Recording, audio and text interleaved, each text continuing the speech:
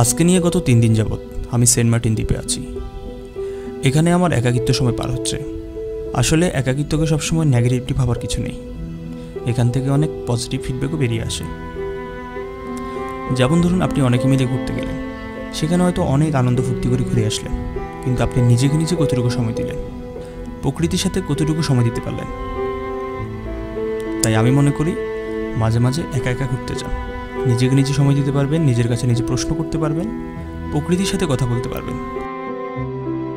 আমার কাছে কেন জানি মনে হয়, যদি ভ্রমণের প্রতি মানুষকে আগ্রহী করে গড়ে তুলতে পারি, তাহলে হয়তো আমাদের সমাজ থেকে ধর্মীয় বিদ্বেষ, রাজনৈতিক সংঘাত, পারিবারিক সমস্যা, এই বিষয়গুলো থেকে মানুষ বেরিয়ে আসতে পারবে। কারণ যে প্রকৃতিকে ভালোবাসতে শিখে তার কাছে এই বিষয়গুলো তুচ্ছ মনে হয়। তাই আমার এই প্রচেষ্টা অব্যাহত থাকবে।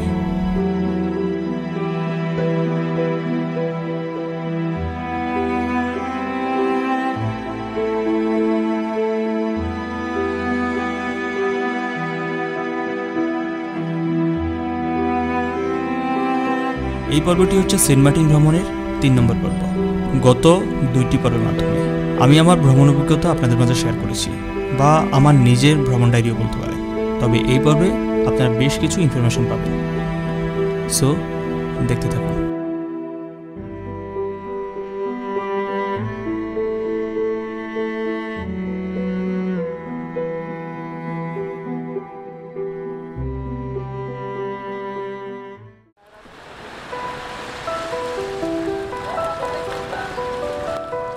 যদিও আজ 3টা জাহাজে করে আমাদেরকে সেন্ট মার্টিন থেকে টেকনাফে যাওয়ার কথা ছিল, কিন্তু আপনারা তো গত পর্বে দেখতেই পেলেন যে কী পরিমাণ ঝড় তুফান ছিল। সেজন্য আজকে আর কোনো জাহাজ আসারই সম্ভাবনা নেই। এমনকি যারা টেকনাফ থেকে সেন্ট মার্টিন আসবে তারাও আসতে পারবে না। তো যাই হোক, আজকে আর আমাদের ফেরা হচ্ছে না, হয়তো আমাদেরকে কালকে ফিরতে হবে। আর একটা কথা মনে রাখবেন, সেটা হচ্ছে আবহাওয়া খারাপ থাকলে কিন্তু এখানকার জাহাজ চলাচল বন্ধ থাকে। এটা এখানকার রেগুলার বিষয়। তো আপনারা যখন সেন্ট মার্টিনে আসার প্ল্যান করবেন, আবহাওয়ার সংবাদটা জেনে আসবেন। তো আসলে জীবনের রিস্ক নিয়ে আমি যাওয়ার জন্য আসলে সাপোর্ট করি না, কিন্তু যাওয়াটা তো জরুরি। এই দ্বীপে আটকা পড়ে থাকার থেকে যাওয়াটা তো জরুরি। এক কথায় আমরা গতকাল যত যাত্রী এসেছিলাম সেন্ট মার্টিন দ্বীপে, আমরা সবাই আটকা পড়ে গেছি। একটু যদি দেখায় যে সমুদ্রটা কি পরিমাণ উত্তাল।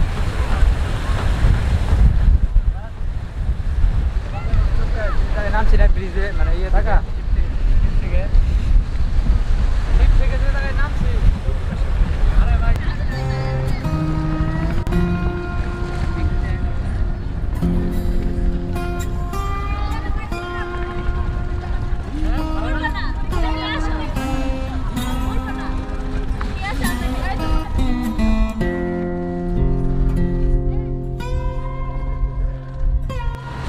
আপনি হয়তো নিচের পানিগুলো দেখলে বুঝতে পারবেন যে আজকে কি পরিমাণ সমুদ্রেতে ঢেউ।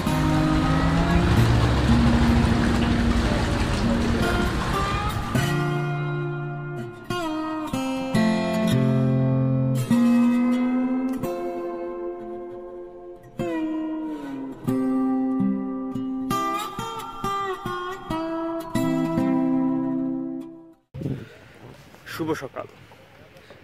আজকে হচ্ছে আমার সেন্ট মার্টিনের 3য় দিন। সেন্ট মার্টিনের আশেপাশে যে এরিয়াগুলো, পুরো এরিয়াটা আমি হেঁটে হেঁটে দেখব। এটা হচ্ছে আমার প্ল্যান।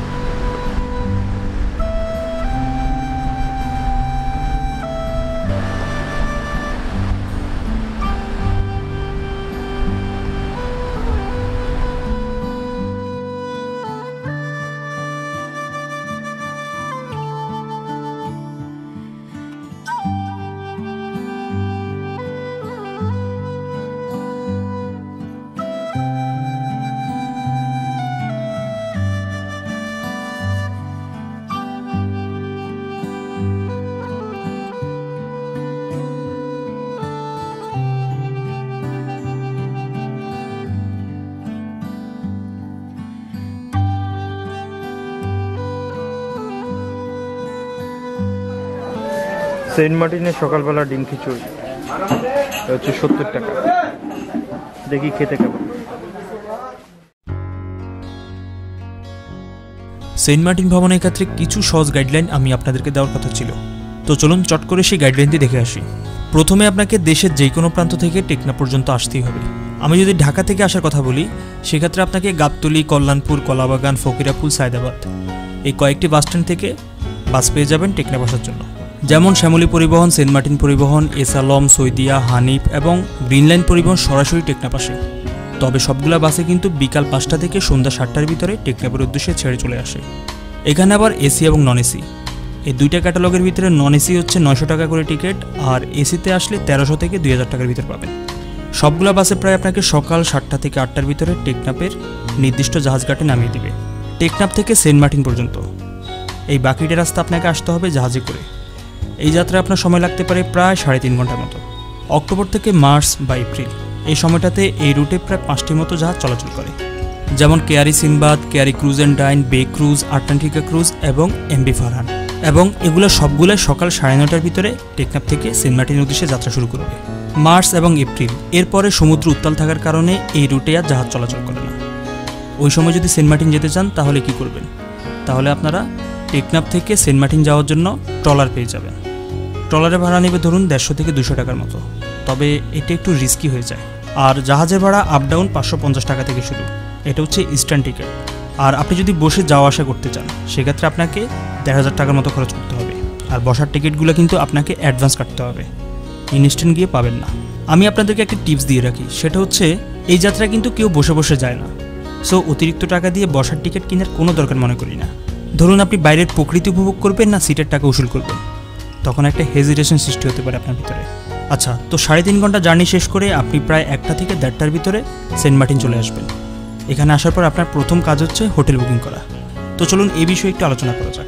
এখানে সিজন এবং অফ সিজন এই দুটি সময় ভাড়া ওঠানামা করে, সেজন্য নির্দিষ্ট ভাড়া বলতে পারবো না, তবে ধারণা দিতে পারবো। যেমন এখানকার একটি উন্নত মানের রিসোর্ট হচ্ছে ব্লু মেরিন রিসোর্ট। এখানে আপনারা 5,000 টাকা থেকে 15,000 টাকার ভিতরে রুম ভাড়া পাবেন। আর যদি এখানে বাজেটে থাকতে চান সেক্ষেত্রে আপনাকে 10,000 টাকার একটা রুম নিতে হবে, তবে আপনার সংখ্যায় হতে হবে 8 থেকে 10 জন, তাহলে কিন্তু জনপ্রতি বেশি হবে না। আর রুমগুলো আয়তনে অনেক বড়, যার কারণে অনেকে থাকতে পারবেন একসাথে, কোনো সমস্যা হবে না। আর বাংলাদেশ নৌবাহিনী তত্ত্বাবধানে পরিচালিত কোরাল ভিউ রিসোর্ট, এখানে আপনারা 2,500 টাকা থেকে 6,000 টাকার ভিতরে রুম ভাড়া পাবেন। এই রিসোর্টের একটি প্লাস পয়েন্ট হচ্ছে এখান থেকে সমুদ্রটা খুব ভালোভাবে দেখা যায়, তবে অন্যান্য রিসোর্ট থেকে এটি একটু ভিন্ন জায়গায়। তারপর আসি নীলদিগন্ত রিসোর্টে। এই রিসোর্টটি জেটিঘাট থেকে বেশ খানিকটা দূরে। ভ্যানে করে এখানে আসতে খরচ করতে হবে 150 থেকে 200 টাকার মতো, তবে রুম ভাড়াটা খানিকটা কম, 1500 টাকা থেকে 5,000 টাকার ভিতরে রুম ভাড়া পাবেন। আর রিসোর্টটি হচ্ছে একদম সমুদ্রের পাড়ে। তাছাড়াও আপনি বাজেটে থাকতে গেলে dream night eco resort, Samudrakutir eco resort এবং সাইরি ইকো রিসোর্টে থাকতে পারেন। এগুলোর ভাড়া অবশ্য 1,500 টাকা থেকে 3,000 টাকার ভিতরে হয়ে থাকে। প্রতিটা রুমে কাপলও থাকতে পারবেন, আবার 3-4 জন আসলেও থাকতে পারবেন।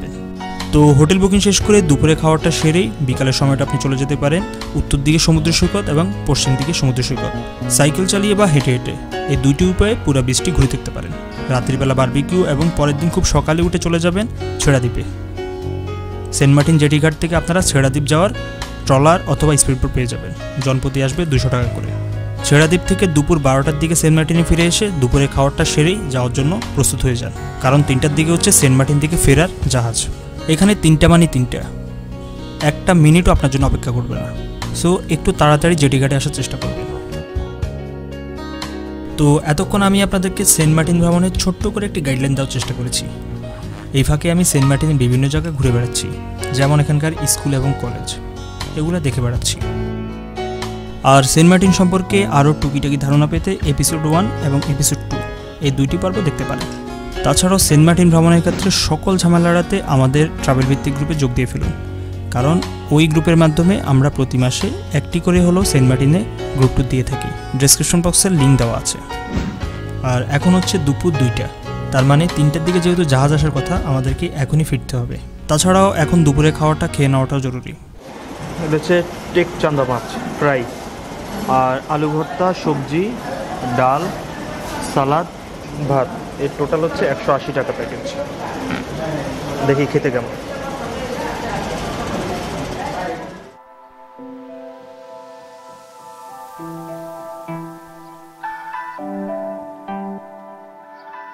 আমি সেন্ট মার্টিন থেকে ফিরে যাচ্ছি। আমার যে জাহাজটা ছিল সেটা হচ্ছে কেয়ারি সিনবাদ। এখন পর্যন্ত সেই জাহাজটি দেখা যাচ্ছে না, শুধু এখানে হচ্ছে আটলান্টিকা ক্রুজ এই জাহাজটি মাত্র আসছে মনে হয়। সাধারণত 9:30টায় সবগুলা জাহাজ টেকনাফ থেকে ছাড়ে, কিন্তু আজকে 12টার দিকে ছাড়া হয়েছে। সবগুলা জাহাজের আজকে শিডিউল লেট।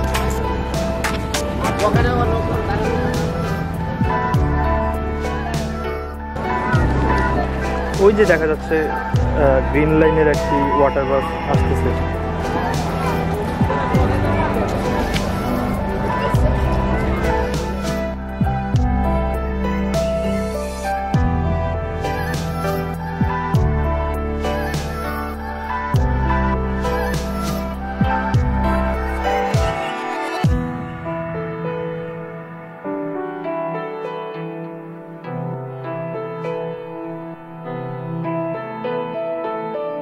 একটু দেরি করে হলেও সবগুলা জাহাজ এক এক করে আসতে লাগলো।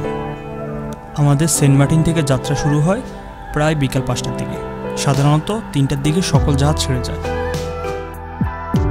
আজকে অনেক যাত্রী সেন্ট মার্টিনে আটকে যাওয়ার কারণে আজকে এত এই অবস্থা।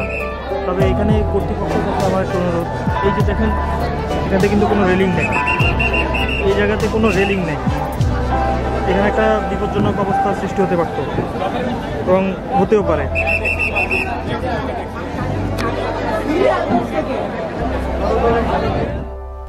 ছোট্ট এই দুর্বল জেটিঘাটে যখন 8 থেকে 10,000 মানুষ একত্রিত হয়, তাহলে দেখুন কি অবস্থা হতে পারে। জাহাজে ওঠার জন্য আমাকে লাইনে দাঁড়াতে হয়েছিল প্রায় 2 ঘন্টার মতো। ভাবুন একবার।